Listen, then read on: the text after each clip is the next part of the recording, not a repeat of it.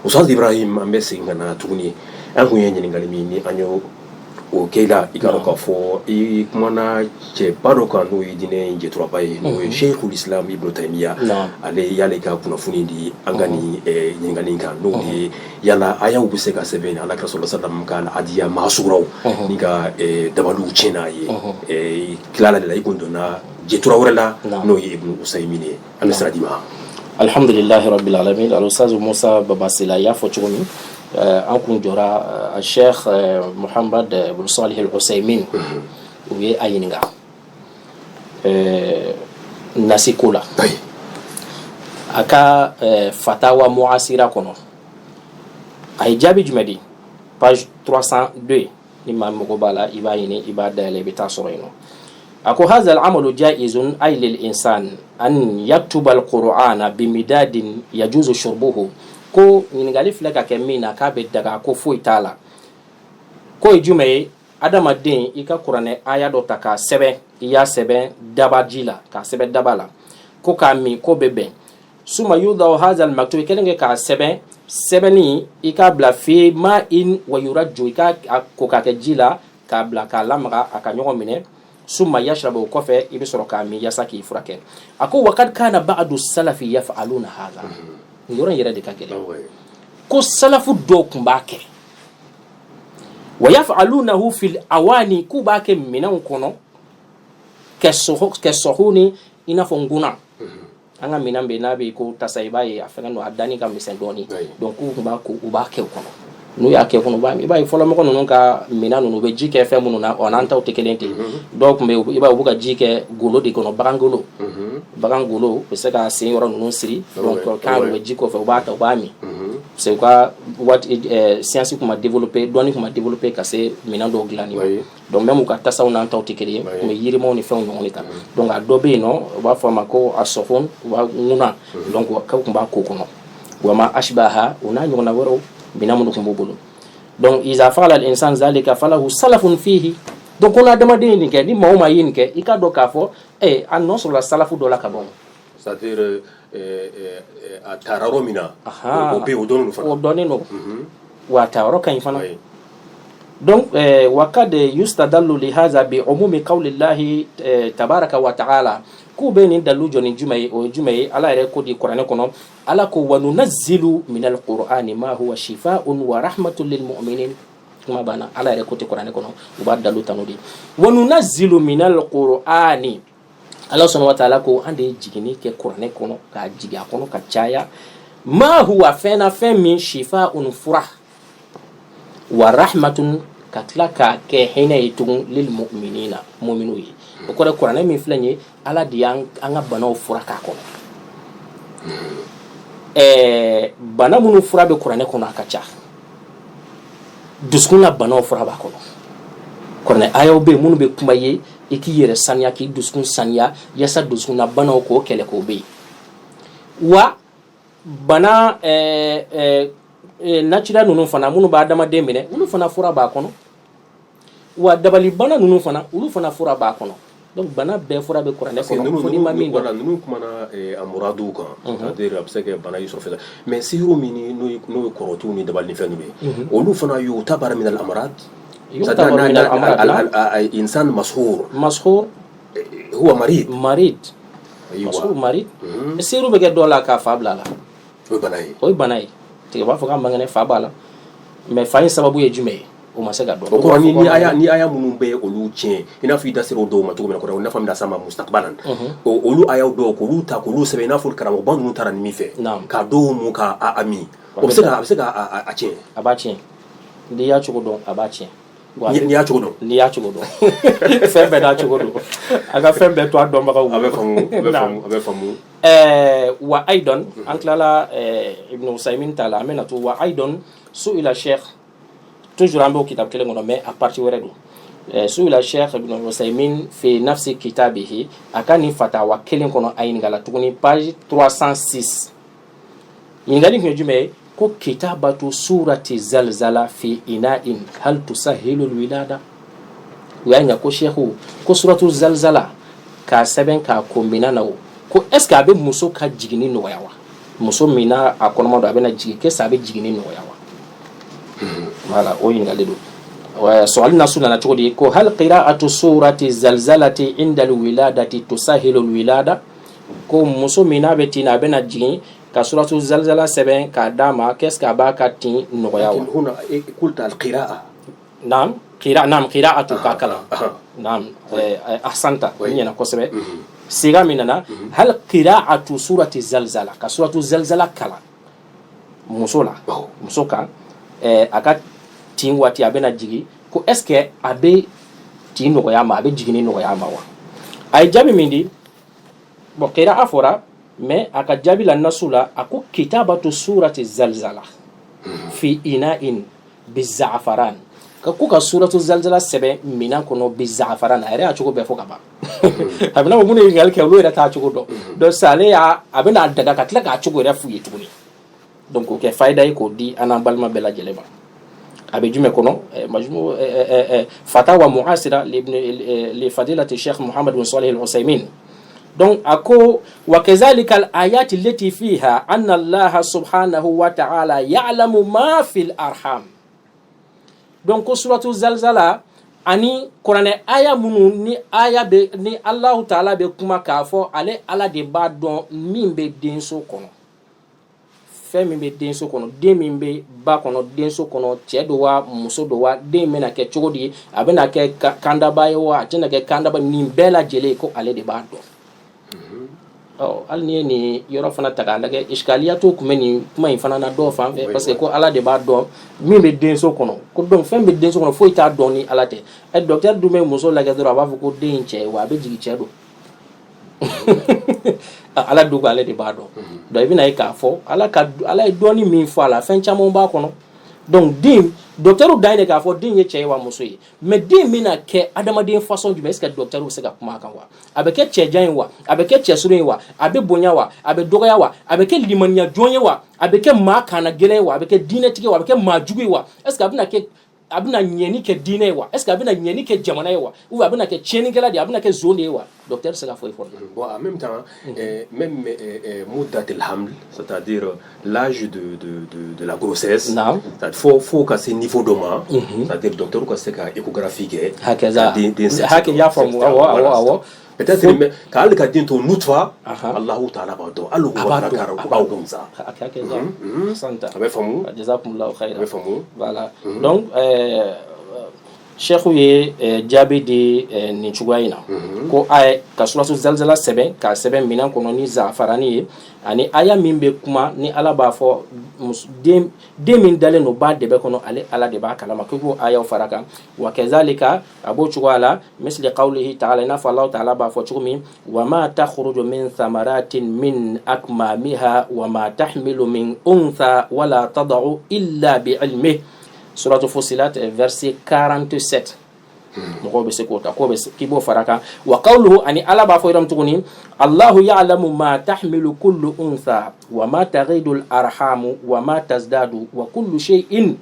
indahu bimiqdar Suratu Ra'd verset 8 k'o fana sɛbɛn ka o fara kan n'i ye ninnu fara kan ko hazihi jurribat ko nin lajarabila o kɔrɔ ye a kɛra wa a ɲɛna a ye résultat di wa ni maa min y'a kɛ fana i k'a dɔn k'a fɔ a bɛ résultat di ni ala ka jɛ ye mais Oustaz Ibrahim suali in yɛrɛ la quoi pourquoi mɔgɔ min ye ɲininkali kɛ a sa'il ale ye suratu zalzala in ta directement k'o ɲɛsin Cheikhu ma Ibn Usaymin ou bien rumeur de kun bɛ yen rumeur n'i y'a ye a y'o fɔ kɔni a bɛ dɔɔni dɔn a la o awɔ a ye kibaruya dɔ sɔrɔ i n'a fɔ y'a fɔ rumeur n'a ɲɔgɔn a ye kibaruya dɔ sɔrɔ k'a fɔ dɔ tun b'a kɛ o n'a ɲɔgɔn ou bien a ye dɔ ye k'a kɛ sura in yɛrɛ lajɛ a tɛ kuma ni kibaruya ninnu kan voilà a tɛ kuma kibaruya kan ale ye dɔ ye k'a kɛ a y'a minnu fɔ o yɛrɛ a y'o préciser a y'a minnu b'a tɔgɔ fɔ n'a ka Cheikhu yɛrɛ b'o fɔ Yakubu b'o fɔ ko n'i bɛ fɛ ka fɛn ɲini ala fɛ a tɔgɔ minnu bɛ yen minnu bɛ bɛn i b'o ta donc i ka kuma ɲɛna kosɛbɛ a bɛ se ka kɛ a tigi dɔ ye k'a kɛ mais ale t'a hukumu dɔn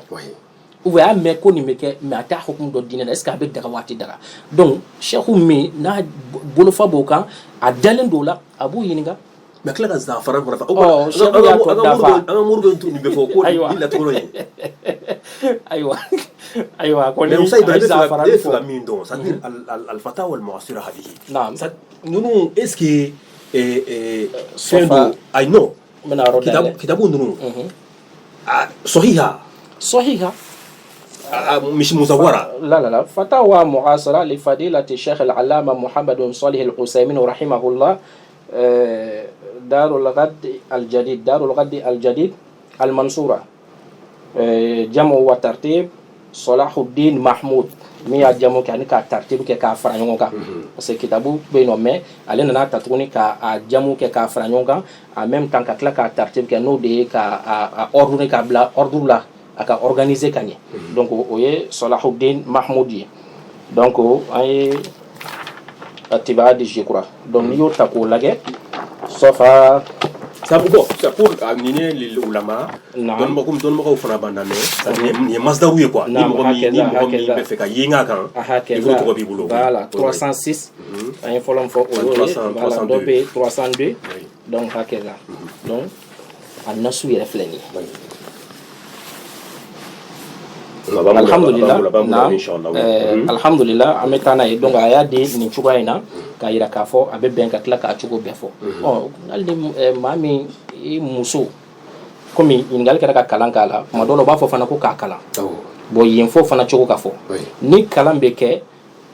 chere muso de muso a chere ba kala ala ma wara ta kala ala a furuke o de ba kala ka tu akono balala wal makasal nay watike manyine mais iza kanat hiya mutallima nafna dal fana na iza kanat hiya mutallima ira ba kala na ale kala lendo abse ka kala o be so do be al cheta koro tingela la cheti yani docteur dama de be donc arab se ka kala ba salonay ou va be jita ka kala jina ayira ba mi na sira ka kala gon parce que awati diminga bone on a massé na so abe kala jila abse ka dima wore mo ka kala jila abami mena be kala ayere kono bara de la masu quoi ka masu a furuke a daganu a furuke drone ko ke ko tege manyine voilà donc amese ka min fo ka suriya wati chuko kama oyeniye amba kunchani jume wajaa fi kitab fathul bari fana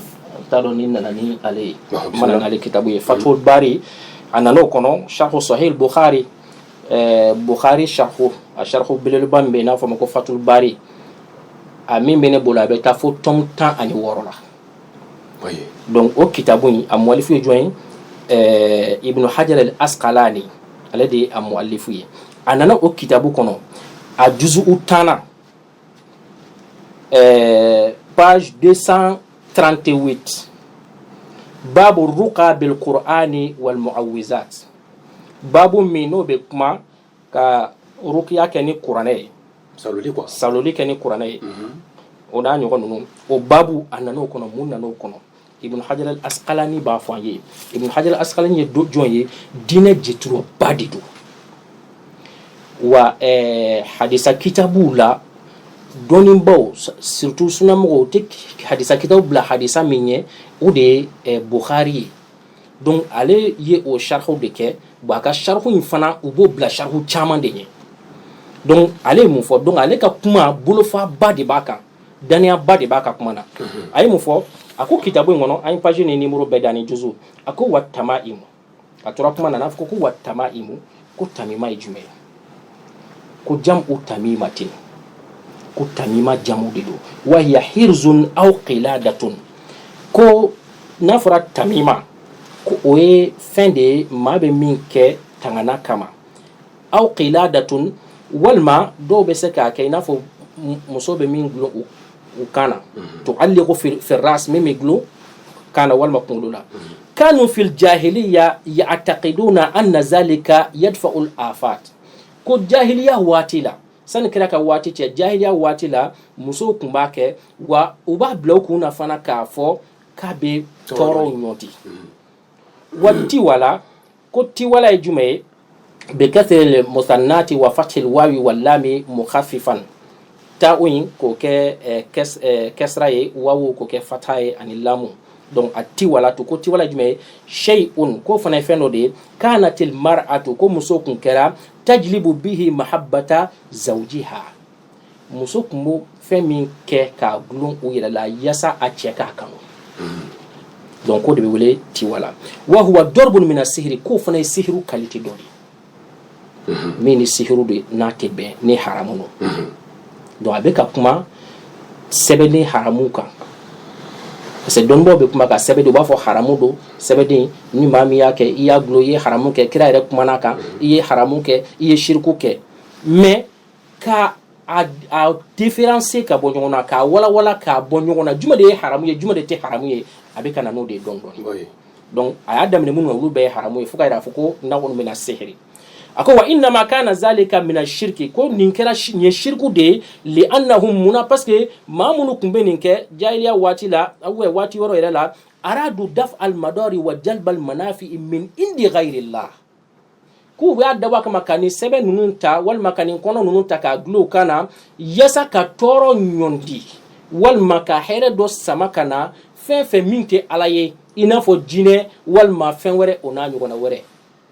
fɛn fɛn min tɛ ala ye a y'a fɔ k'a préciser a bɛna mun d'a kan an mago b'o yɔrɔ de la a ko wala yadkhulu fi zalika ma kana bi asma'illahi wa kalamihi ko mais fɛn o fɛn n'o kɛra ni ala tɔgɔ ye o kɔrɔ ye sɛbɛn walima nasi min n'a kɛra ala tɔgɔ walima tamima sɛbɛn min n'a kɛra ni Allahu subhanahu wa ta'ala tɔgɔ ye walima ala ka kumakan ye k'o tɛ don a kɔnɔ dɛ donc Ibn Hajar Asqalani ye a bɔ a la a ye jumɛn bɔ a la maa min ye ni e ye kuranɛ aya de ta k'o sɛbɛn ou bien ka a nasi bɔ donc a y'o bɔ sɛbɛnden haramuyalenw na donc yan bɛna dɔn k'a fɔ tamima dɔw bɛ olu ye haramu ye dɔw bɛ o tɛ haramu ye an b'o dɔn mun fɛ sunna jituraba dɔ hadisa waraba dɔ min ye Sahihul Bukhari sharhu yɛrɛ kɛ n'a bɛ fɔ ma Fathul Bari a juzu 10 page 238 ni maa min taara dayɛlɛ k'a kalan i bɛ taa ka nin kuma in sɔrɔ yen donc an ka kuma b'o de kan depuis an ka sigi fɔlɔ k'a fɔ ala tɔgɔ labaarali a kɛcogo dɔ bɛ yen haramu dɔ o tɛ daga i n'a fɔ shiriku sira ka jinɛ wele o n'a ɲɔgɔn walima k'i jigi da fɛn wɛrɛ kan min tɛ ala ye k'o de bɛ e mako dilan o tɛ se ka ɲɛ a yɛrɛ ye kuma tɛ maa wɛrɛ ma mais e maa min ni e y'i ɲɛsin ala tɔgɔ ma ala tɔgɔ ye jumɛn ye o bɛ taa ala yɛrɛ de fɛ yen directement ala ka kumakan ye jumɛn ye a b'i n'a fɔ sisan Ustaz Musa Baba ni e kumana maa min n'a tɛ e kuma yɔrɔ la mais a y'i kumakan mɛn i bɛ ka kuma radio la a b'i kumakan dɔ directement a b'a fɔ Musa Baba de kumakan filɛ donc Musa Baba yɛrɛ de don a b'a kumakan dɔn a kumakan ni maa si kumakan tɛ kelen ye ni ne kumana maa min bɛ ne dɔn ni bɛ ne kuma cogo dɔ i b'a mɛn k'a fɔ ko nin ye Ibrahim de kumakan ye donc Ibrahim yɛrɛ de don a kumakan ni maa si kumakan tɛ kelen ye maa si tɛ diɲɛ kɔnɔ c'est à dire nin ye ala ka kabakoba de ye quoi adamaden miliyari ka taa a si kumakan cogo tɛ kelen ye a bɛɛ dɔnnen don ka bɔ ɲɔgɔn na donc a bɛ nin cogo de la a tigi tɛ yen mais n'i ye sɔwtu in mɛn n'i ye kumakan in mɛn dɔrɔn yɔrɔ ni karisa ye voilà donc ala ka kumakan o ye ala yɛrɛ de ye o de y'a to kuranɛ filɛ maga tɛ se ka k'a la kuranɛ filɛ nɔgɔ tɛ a tɛ kun maa la ka nɔgɔ k'a la intouchable de don. Oui, mais Oustaz Ibrahim ni karamɔgɔba minnu tɔgɔ fɔ surtout ni an b'a fɔ ka fɔ ko sunnamɔgɔbaw don Ibn Usaymin Ibn Taymiya Asqalani Ibn Hajar al-Asqalani bon ninnu ye kumakan minnu fɔ ayaw ni comment dirais-je ala kɛra ka nɔw la k'a fɔ an bɛ se ka nin tɔɔrɔ ninnu ka u ɲɔni n'o ye walima muso ka jigin ko nin fɛn ninnu mais est-ce que kuma dɔ la parce que e ko ko tama imo ninnu quoi a y'o dɔw a y'olu lagosi minnu bɛ porter k'a fɔ nin bɛ tɔɔrɔ ɲɔni ka bɔ yen walima minnu bɛ porter maa tun bɛ cɛ ka kanu sɔrɔ furukɛ ka kanu sɔrɔ minnu muso a porter bon a tɛ kɛ ni ala ka kow ye mais est-ce que ala bɛ aya minnu fɛn kɛ sisan i n'a fɔ zalizala min ye ɲininkali kɛ ni Ibn Usaymin a jaabi par exemple o la sisan ne a fɔra ko bon ko i bɛ se ka sɔrɔ zalizala a bɛ muso ka jiginni nɔgɔya bon dɔw ko i n'a fɔ a ye zafara ni fɛn fɔ mais est-ce que kuma dɔ la an y'a kɛ an tɛna bila an kunna k'a fɔ c'est-à-dire nan sa ani la an bɛ ɲinɛ ala kɔ an b'a fɔ muso bɛ se k'a fɔ bon ne ka nin jiginni nɔgɔlen filɛ nin cogoyali min filɛ sɔrɔto zalizala de y'a kɛ o de y'a to sahiya tan sa ani la o de y'a to u bɛ sartu k'a la dɔnnibaa ba ninnu n'u bɛ kuma ka caya i b'a ye u bɛ sartu k'a la bi charte u b'a fɔ nin bɛ daga bi charte a bɛ daga mais sartu b'a la règle dɔw b'a la i bɛ taa o de fɛ o règle dɔ ye jumɛn ye i k'a bila i kun na k'a fɔ e ye filɛ ka min kɛ nin ye sababu de ye ka taa ala ma ko in kɛli bɛ bɔ ala de yɔrɔ mais e bɛ ka min yɛrɛ kɛ o yɛrɛ tɛ mɛ o ye sababu de ye ma dɔn kuma faamu donc ben ke shartu yala ko ni ba ke ibe aqida mblay kuna i ka dusukuna siri i be min bila i kunna o de ye k'a fɔ e bɛ ka baara min kɛ ta i bɛ k'a ɲini ala de fɛ wa ala de b'a kɛ n'ala de sɔnna a bɛ kɛ wa n'ala ma sɔn a tɛ kɛ. sani bɛ ka nin kɛ dɛ mais k'a fɔ ka ɲɛ yɛrɛ a ka ɲɛ yɛrɛ o bɛ ala de yɔrɔ mais minnu bɛ taa n'a ye siriku sira ninnu fɛ olu n'a ɲɔgɔn olu b'a bila o kunna de n bɛ ka min kɛ dɛ o yɛrɛ de don i n'a fɔ ni jinɛ tɔgɔ de b'a bolo ale bɛ jinɛ de bato ou bien sitanɛ donc ale b'a bila kunna sitanɛ min filɛ o de b'a kɛ. haram shirku de do parce que a bɛ k'o de bato sisan mais maa min b'a kɛ ni ala sira ye n'a bɛ ala tɔgɔ ta ou bien kuranɛ ayaw ta k'a ko walima k'a sɛbɛn walima o n'a ɲɔgɔn k'i yɛrɛ furakɛ o b'a bila kunna k'a fɔ ala ye ninnu kɛ sababu de ye ka di ne ma k'o kɛ sira de ye k'o kɛ wasila de ye n k'u ta k'ale ala ɲini n'a ye yasa a ka mago dilan donc a kɛli bɛ bɔ ala de yɔrɔ donc toujours ale ka dusukunnasiri a bɛ ɲɛsin ala de ma o tɛ se ka don shirku kɔnɔ cogo si. donc a bɛ nin cogoya in de la donc o la kuma lasurunna i ye ɲininkali kɛ min na o ye nin ye inshallah.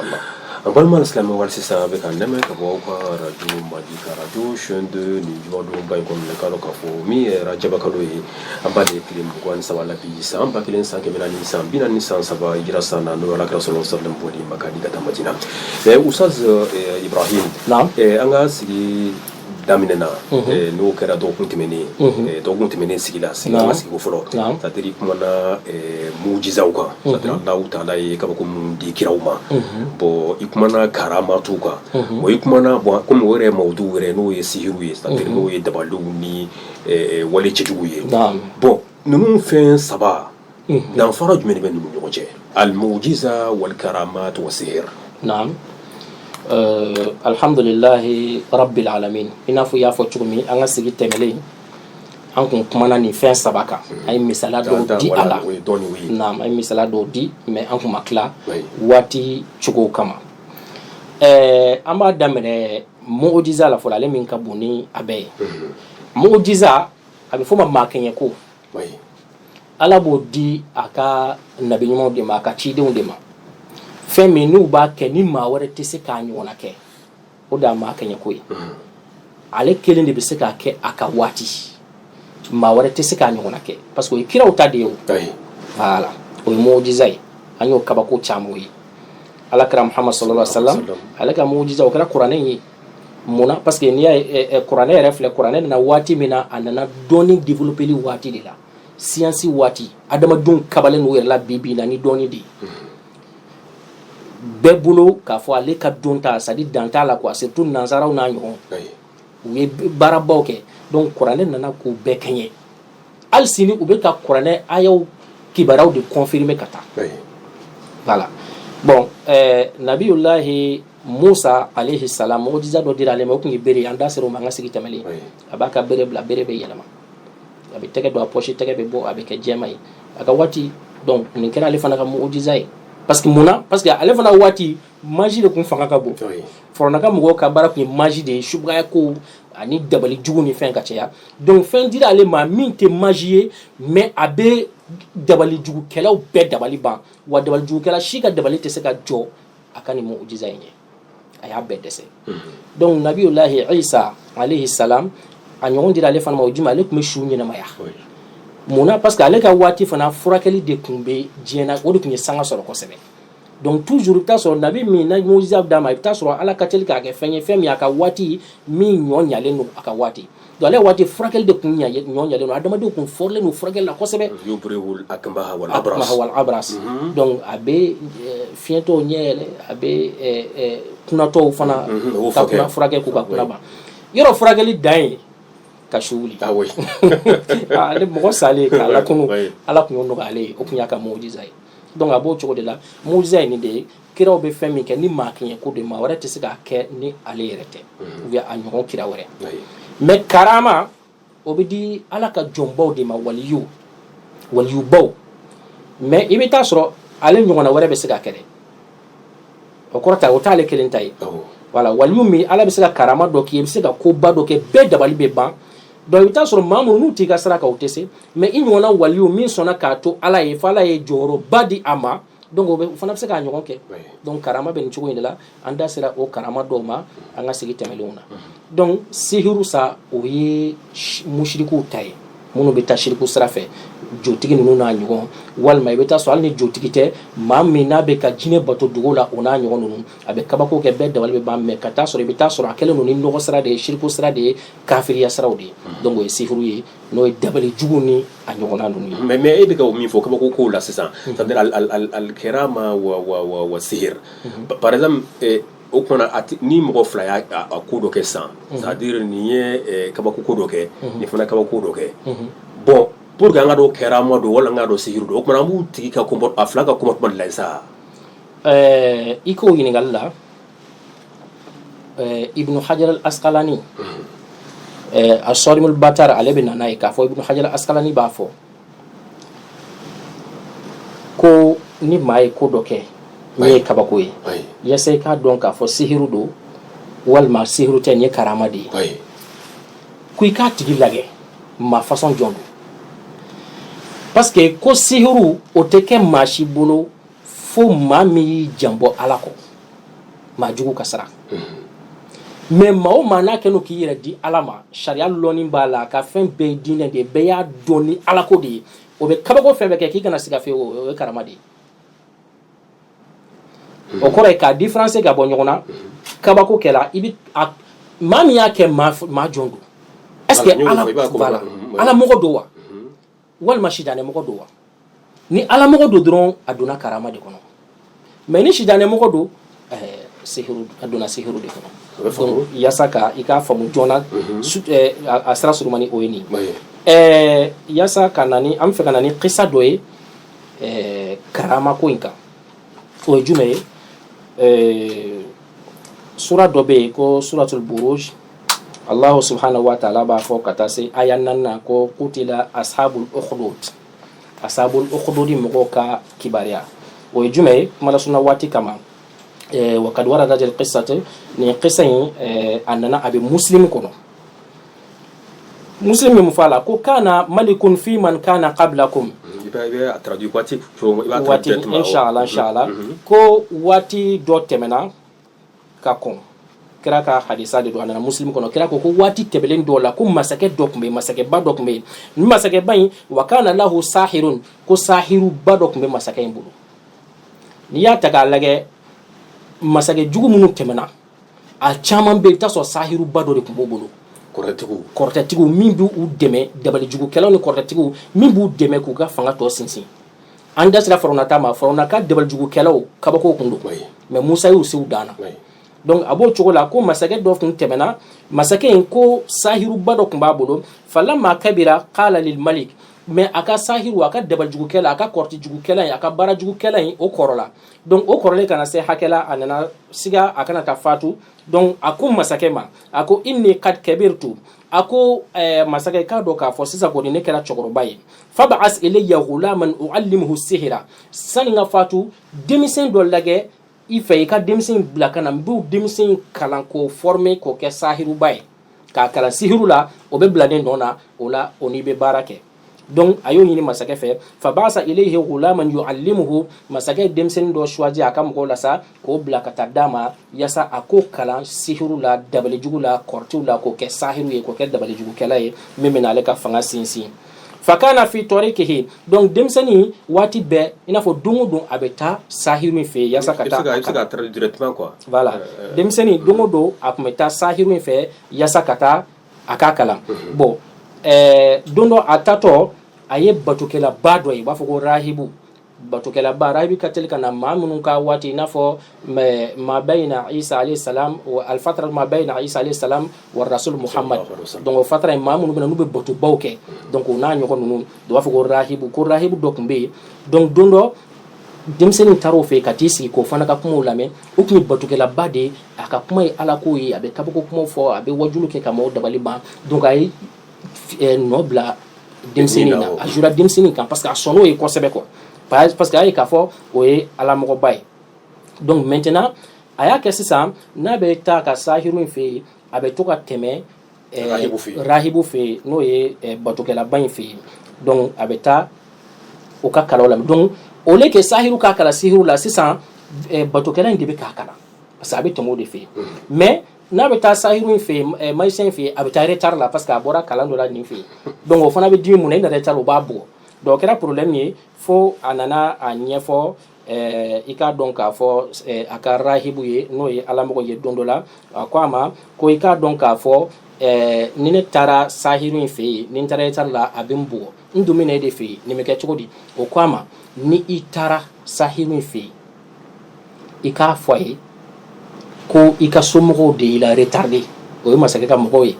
donc o la a tɛna se k'a bugɔ tugun a b'a to yen wa n'a seginna ka taa masakɛ fana fɛ yen a k'a fɔ ye k'a fɔ sahiru de y'i la retardé mɛnna tan nɔ parce que a bɛ tanba de kɛ rahibu in fɛ yen donc a tor'o de la donc a bɛ ka kalan kɛ nin cogoya in na don dɔ la a bɛ nin cogo la a bɛ ka taa sira la a nana ye k'a fɔ bagan dɔ bɛ sira la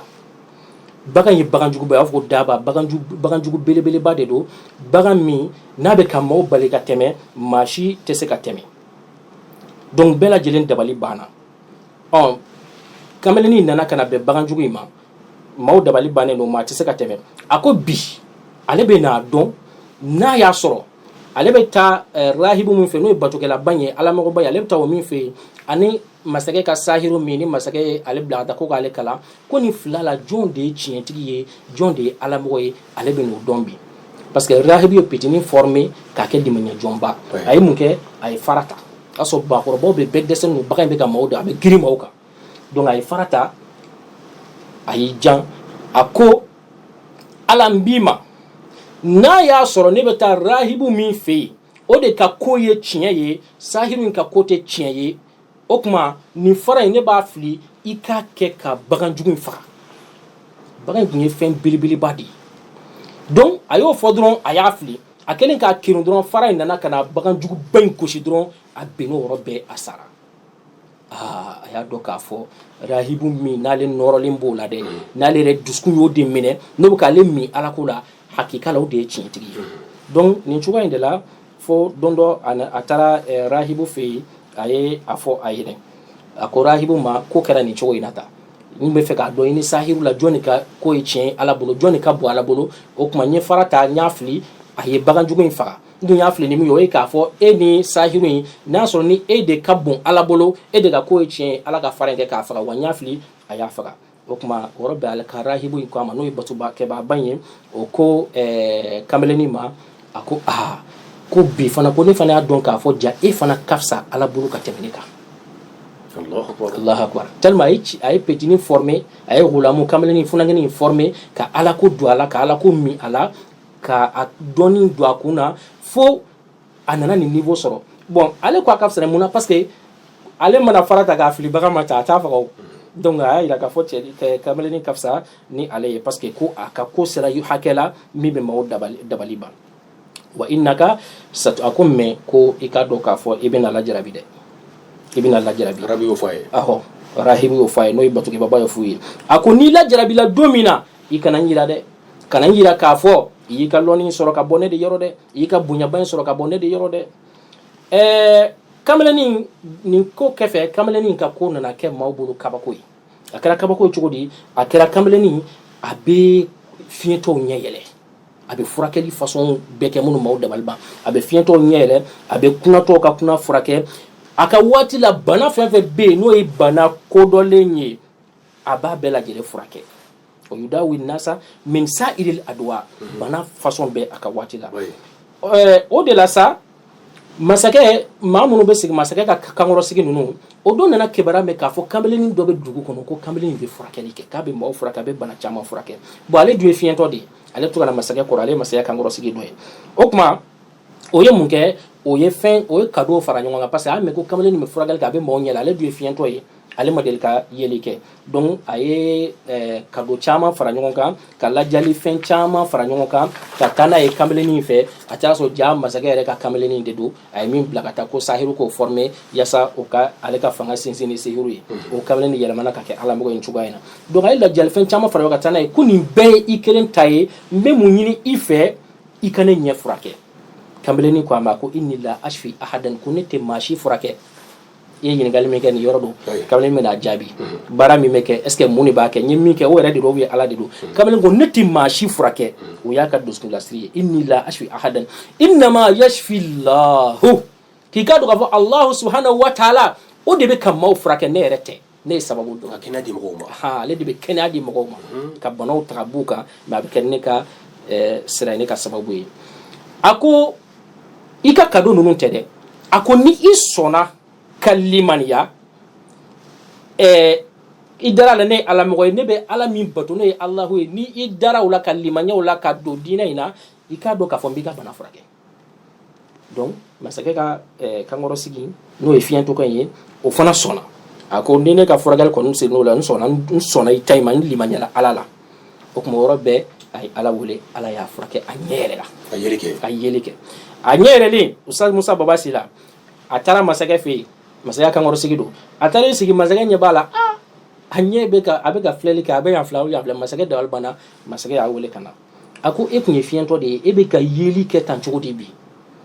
a ko tiɲɛ don ne tun ye fiɲɛtɔ de ye mais ne ɲɛ segila n ma ko mun ye ɲɛ segi i ma o bɛ se ka kɛ cogo di ko ne ka ala o de ye ɲɛ segi ma parce que kamalen y'o de don a kunna ala de don ale tɛ donc parce que kamalen bɛ ala de wele ala de b'a kɛ mais kamalen yɛrɛ tɛ a ko ne ka ala de ye ɲɛ segi ma a ko o tuma ala wɛrɛ b'e bolo min tɛ ne ye wa masakɛ in kafala a yadala fa bɛ i yɛrɛ bila ka ala ya place la ko ala wɛrɛ b'e bolo donc a ye cɛ minɛ a bɛ k'a ɲagata a bɛ ka ɲagata façon bɛɛ lajɛlen da kan k'a gosi tɔɔrɔ bonyana dimi bonyana fo a y'a yira k'a fɔ ko ko kamalenin de don masakɛ yɛrɛ ka kamalen a kamalenin tɔgɔ fɔ masakɛ ye baara sɔrɔla kabako kɛra o yɔrɔ bɛ masakɛ ko ka taa kamalenin minɛ ka na sisan ko o de bɛ k'ale ka maaw la muruti a ma ka kabako kɛ k'u ɲɛ yɛlɛ donc ale de y'a bila ka magie kalan ka dabalijugu kalan k'a ka dabalijugu fanga bonyana fo ka taa se nin hakɛ ma wa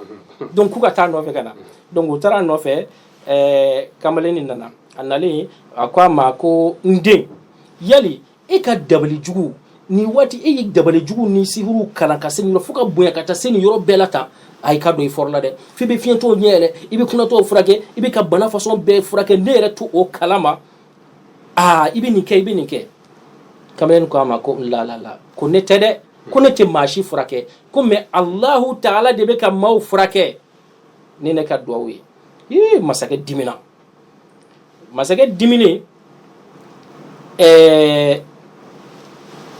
a nana kuma la suruna u nana dɔn k'a fɔ a y'a dɔn rahibu de fɛ batokɛbaba in de fɛ batokɛba dun y'a fɔ cɛ ye k'a kana ale yɔrɔ fɔ dɛ donc mais a nana dɔn parce que a dɔn a bɛna lajarabi donc masakɛ ko k'u ka taa rahibu in minɛ ka na u taara rahibu minɛ ka na ni rahibu n'o ye batokɛbaba in ye min ye kamalenin kalan donc u nana jɔ masakɛ ko a ma i bɛ segin ka bɔ i ka diinɛ la i bɛ ala min kɔ i bɛ diinɛ min na segin ka bɔ a la i ye kamalenin kalan diinɛ min na dɛ segin ka bɔ a la i ka tugu ne kɔ walima n b'i faga donc a ko k'ale tɛ segin ka bɔ a ka diinɛ la dɛ ko fo n'u y'ale faga o yɔrɔ bɛɛ u ye rahibu jɔ n'o ye batokɛbaba in ye ka sin bɛ min kɛ ka fɛn sin ka tigɛ sin k'o da a kuncɛ ma mile na kuncɛ mile k'a sin k'a lajigin k'a tigɛ ka jigin a nun fɛ k'a jigin a kan fɛ fo k'a tila fila ye k'a fan fila bɛɛ bin kɛrɛfɛ u y'a faga ni cogo in na k'a ka bɔ a ka diinɛ la a ma sɔn a ko kankɔrɔsigi in fana ma min ɲɛ la k'o fana ka na o fana nana ko segin ka bɔ i ka diinɛ in na sisan o fana y'a yira k'a fɔ ko ale tɛ se ka segin dɛ seginin tɛ yen tuguni ale ye kanda sɔrɔ ka ban ko n'i ma segin min kɛra an b'o kelen k'o la ko ale labɛnnen don u y'a fana jɔ o cogo la ka sin da fana kuncɛ ma k'a fana sin ka jigin k'a cɛci k'a bɔ ɲɔgɔn na ka fankelen ben yan ka fankelen ben yɔrɔ bɛɛ lajɛlen na Allahu akbar Allah subhanahu wa ta'ala nɔfɛ o kɔfɛ a ko kamalenin ma ko tu sera de ma sisan ko segin ka bɔ i ka diinɛ la sisan walima an b'i fana faga kamalenin ko abada ale kɛlen ka kanda siga sɔrɔ ale tɛ segin a ko abada masakɛ ye maa dɔ wele ko a ye kamalenin minɛ sisan a ka taa n'a ye kulu sanfɛ n'a taara n'a ye kulu sanfɛ aw k'a faga a k'a fɔ a ka segin ka bɔ a ka diinɛ n'a ma sɔn a y'a faga donc u ye kamaleninw minɛ a ka kɛlɛkɛcɛw ye kamalenin minɛ ka taa n'a ye fo kulu sanfɛ maaw ɲɛ b'u la u taara fo kulu kuncɛ ma u taara kulu kuncɛ ma ko kamalenin ma k'a ka segin ka bɔ a ka diinɛ na kamalenin ko abada u k'u bɛ kamalenin fɛ a kamalenin ko di a ko Allahumma ikfinihim bima shi'ta a ye ala wele a ko Allahumma a ko ne tigi ne b'i ma n bɛ k'i wele ikfinihim ne wasa ka bɔ ninnu ma bima shi'ta ni fɛn ye ni sira ye sira min ye ala yɛrɛ diya n bɔ ninnu bolo o yɔrɔ bɛɛ lajɛlen na kulu yɛrɛ n'u ye maa fɛn bɛ kulu sanfɛ k'a bɛɛ lajɛlen bɔ k'a bɛɛ halaki k'a bɛɛ faga fo kamalenin kelen pe kamalenin segila ka na masakɛ fɛ yen tuguni kamalenin ye nin min kɛ sisan nin ye jumɛn de ye a ye ala weleli min kɛ ka nin kabako in kɛ tan a ye baganjuguba in faga min b'i ko sigi tuguni ka na ala wele tan nɔ k'u to kulu sanfɛ ninnu yɛrɛ la k'u ben donc kamalenin y'o min kɛ o ye karama de ye munna i b'a dɔn karama don parce que alamɔgɔ de don ni sayiru y'a ɲɔgɔn kabako kɛ o ye sihiru de a ye sihiru de kɛ parce que o tɛ alamɔgɔ ye o bɛ jinɛw de bato n'a ɲɔgɔn mais kamalenin ta bɛ ɲini ala de fɛ o ye karama ye donc o de y'a to an nana ni a kisa ye donc kuma lasurunna waati cogo kama kamalenin seginna ka na masakɛ fɛ yen ni ne ko n ye kamalenin ye ne tun tɛ segin masakɛ fɛ yen tuguni mais kamalenin seginna ka na masakɛ fɛ yen mais ala ka ko de don voilà ibraw de don k'a d'a ma leçon de don ka di anw yɛrɛ ma quoi donc a seginnen ka na masakɛ fɛ yen masakɛ ko a ma ko o tuma ko maa ninnu bɛ min kɛlɛcɛ mun taara ɲɛ o bɛ min a ko ala ye ne wasa ka bɔ o ma olu ka ko banna nin si la masakɛ ma sɔn k'a to yen masakɛ ko a ma ko segin ka bɔ i ka diinɛ la ko abada a ye maa wɛrɛw wele tuguni k'u k'a minɛ u y'a minɛ ko a ye taa n'a ye ba sanfɛ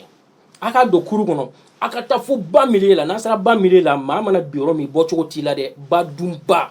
a ka taa fili ji kɔnɔ k'a faga k'a halaki an bɛɛ b'an yɛrɛ sɔrɔ kamalenin ka ko la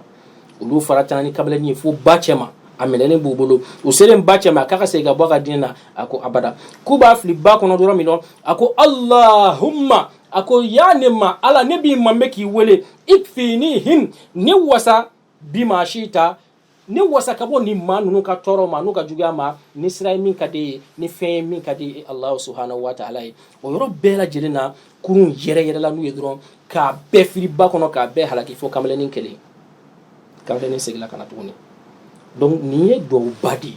allahumma n tigi ala ikfinihim n wasa ka b'u ma bima shita min ka di ye n wasa ka bɔ jugu ma o n'a ɲɔgɔn donc ni maa min fana bɛ fɛ k'i tanga ka bɔ jugu ma o n'a ɲɔgɔn i bɛ se k'a fɔ bisimilahi alkafi bisimilahi ni Allah subhanahu wa ta'ala tɔgɔ ye alkafi min ye wasa masa ye allahumma ne tigi ala ikfinihim bima shita n wasa i kan kisi ka bɔ jugu tɔɔrɔ ma i t'a dɔn waati banna donc kuma lasurunna a kɛra nin cogo in na kamalenin segila ka na tuguni o waati banna mais masakɛ a ye mun kɛ a dabali banna mais kamalenin yɛrɛ bɛ fɛ k'u bɛɛ lafiya kuma lasurunna a ko masakɛ ma n'i bɛ fɛ ka ne faga e tɛ se maa si tɛ se fo ni ala y'a latigɛ o tuma n'i bɛ fɛ ka ne faga ko kalan bɔ n ka kalankisɛ la n'i ye kalan bɔ o kalan i bɛ a kɛ ka n bon n'i b'a bon i b'a fɔ n bɛna kamalenin bon ni a tigi ala tɔgɔ de ye donc a ye kalan di masakɛ ma masakɛ ye kalan minɛ donc k'u k'ale siri k'a gulon u y'a siri k'a gulon kuran i n'a fɔ sanfɛ donc ko masakɛ k'a bon a tama na donc masakɛ y'a sama k'a filɛ k'a fɔ ko n bɛn'i bon ni ne kamalenin ka ala tɔgɔ de ye n'o ye Allahu subhanahu wa ta'ala ye masakɛ y'o kelen de fɔ k'a bon dɔrɔn kalankisɛ nana wururu ka na turu a ka sudugu la n'o ye tamakɛrɛn ye ka turu a la ka taa donc kamalenin yɛrɛ sina k'i tɛgɛ da o yɔrɔ la a fatula o yɔrɔ bɛɛ lajɛlen na a ni minɛna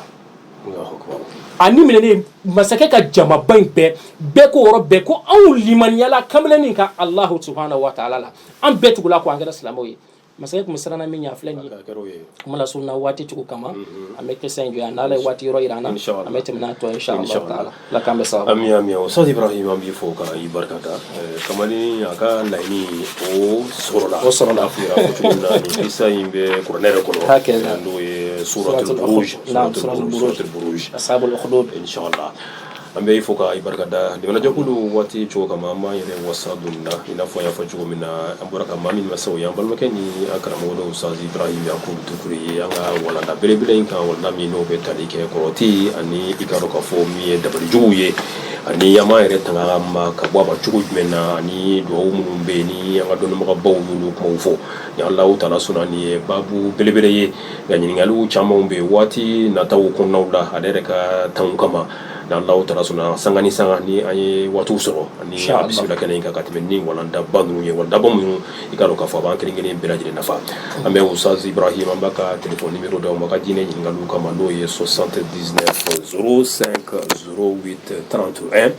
79 05 08 31 bi wolonwula ani kɔnɔntɔn fu ani duuru fu ani seegin bi saba ani kelen k'an ka segu n'o ye Sheikh Yakubu Dugure an ka foli kɛrɛnnen bɛ a yɛrɛ hakili la fana sɔgɔlen bɛ radio show Ndouran waati in na ni ka an lamɛn Alahu Taala ka sini kɛnɛ Alahu Taala k'o kalifa an la k'aw yɛrɛ fo k'aw waleɲuman dɔn k'aw barika da ka ɲini Alahu Taala fɛ ka na jamana la k'a basigi Ala ka jamana la k'a kolo suma Dala Samake Musa Babasila ala ka juma hɛrɛ dan kelen kelen bɛɛ lajɛlen ma aw k'an bɛɛ sigira wala inshallah subhanahu wa ta'ala an b'a fɔ assalamu alaikum wa rahmatullahi ta'ala wa barakatuh. Wa alaikum salam wa rahmatullahi